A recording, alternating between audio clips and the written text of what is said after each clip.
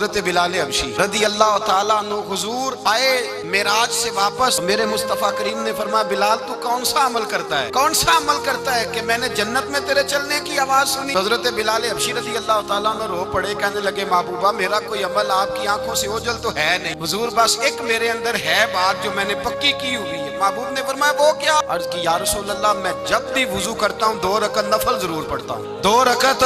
اور سن لے حضور نے کیا فرمایا، فرمایا تیرے ان 2 رکعتوں کی برکت سے جو تو وضو کے ساتھ پڑھتا ہے تو زمین پہ چلتا ہے پر تیرے چلنے کی آواز جنت میں بھی سنائی دیتی ہے۔ بھئی عروج تو عبادت سے ملے گا، کچھ تو ریاضت سے ملے گا، اگر عبادت ہی تیرے اوپر بوجھ ہے، نماز تیرے لیے مشکل ہے، سجدہ تیرے لیے کٹھن، تم اپنے آپ کو مشکل محسوس کرتا ہے، پھر کس طرح تیرا خدا سے رشتہ قائم ہوگا؟ مقام بندگی کی تو لذت ہے۔ حضرت یوسف بن عبداللہ بن عبد السلام، یہ حضرت عبداللہ بن سلام کے بیٹے تھے، یہ کہتے ہیں کہ میرے والد حضرت عبداللہ بن سلام حضور کے صحابی تھے، اور حضرت ابو دردہ ان کا آپس میں بڑا دوستانہ تھا۔ کہتے ہیں میں ملنے چلا گیا حضرت سیدنا ابو دردہ بیمار تھے، تیمارداری کرنے گیا، میں جب گیا تو مجھ سے کہنے لگے بھتیجے تو کیسے آ گیا؟ میں نے کہا آپ کا اور میرے ابا جی کا یارانہ بڑا تھا، دوستی نبھانے آیا ہوں، آپ پر آخری وقت تھا، نزا کا عالم تھا، میں نے کہا کوئی نصیحت کریں۔ حضرت ابو دردہ کہنے لگے بیٹا مجھ پر وہ وقت ہے کہ بہت بڑا جھوٹا بھی اس وقت میں سچ ہی بولتا ہے، اس وقت میں سچ بولتا ہے، سچ۔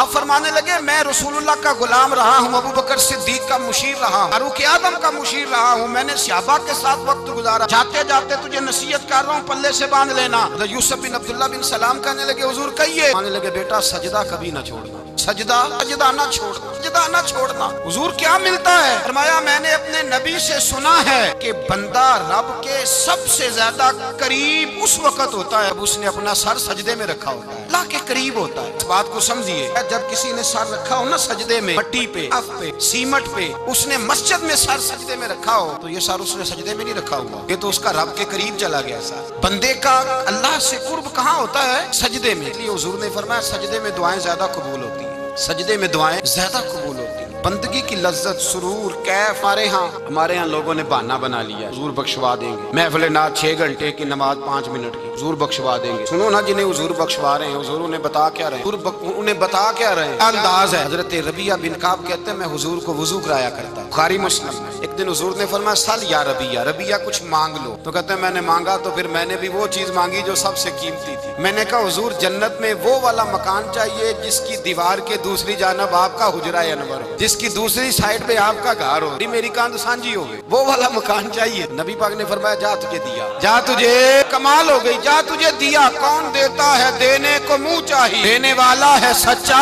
ہمارا، جا تجھے دیا۔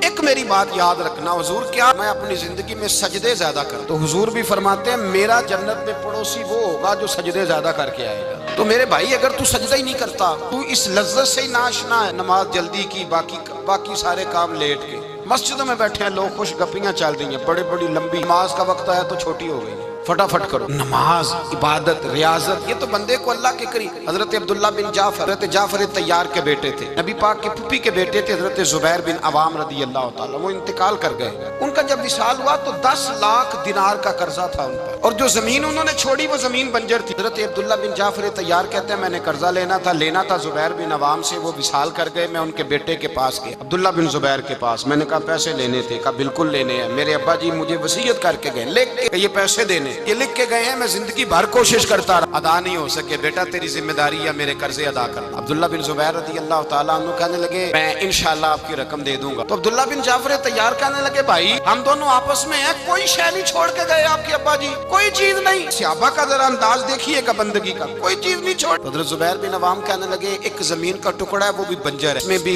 کھیتی نہیں اگتی، سبزہ نہیں ہوتا، بنجر ہے، پانی کوئی نہیں، اور وہ اتنی خشک ریتلی زمین ہے کہ بڑا مشکل کام ہے وہاں سیراب کرنا، بے آباد زمین ہے۔ حضرت سیدنا عبداللہ بن جعفر کہنے لگے تو اس طرح کر، وہ مجھے ساری نہ دے، اس میں سے تھوڑی سی مجھے دے دے، میں 10 لاکھ دینار کے عوض وہی رکھ لیتا، میرے باپ کا قرضہ ادا ہو گیا۔ تو صحیح، ہم نے کہا آپ کیا کریں گے، وہ تو کسی کام کی نہیں، چند کوڑیوں کی بھی نہیں، فرمایا مجھے دے دو، میں جانوں اور میرا کام جانے۔ او بھائی یہ بندگی والے لوگ تھے جن کا رب سے رشتہ ہے، جنہوں نے حضور کے صلی اللہ علیہ وسلم کے پاس بیٹھ بندگی سیکھی تھی۔ زمین کا ٹکڑا لے لیا، بنجر بے آباد اتنی زمین، جب میرے حصے میں آئی پہلے دن اپنے غلام سے کہنے لگے جو جگہ تجھے زیادہ سخت لگتی ہے نا وہاں میرا مصلی بچھا دے۔ जो तुझे ज्यादा बंजर बेआबाद लगती है वहां मुसल्ला बिछा, मुसल्ला बिछा।